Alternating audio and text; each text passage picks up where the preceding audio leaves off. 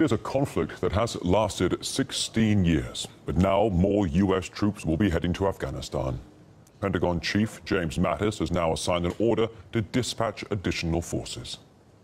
By and large, this is to enable the Afghan force to fight more effectively. It is more advisors, it is more enablers, fire support.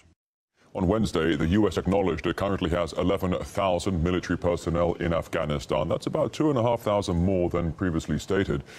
The Pentagon insists there's been no increase in troop numbers for the moment, just a change in the way it tallies the total.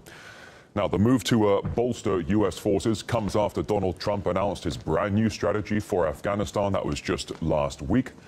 However, Trump also provided no deadline for an end to the war. Also, the number of additional troops to be sent to the country is now being kept under wraps.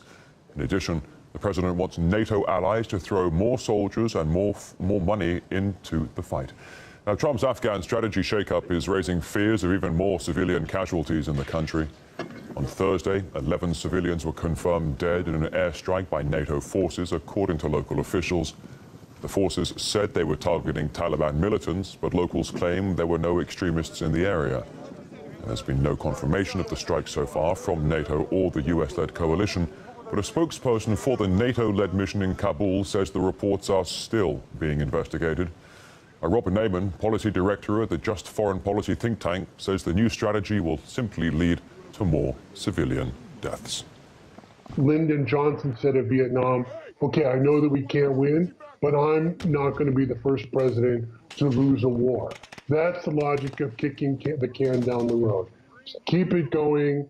Don't pull out, then make the next guy take responsibility for it. That's a pattern that we've seen over and over. The more U.S. troops are in Afghanistan, the more Afghan civilians will be killed. First of all, because there'll be more military operations. Secondly, the thing that makes U.S. commanders most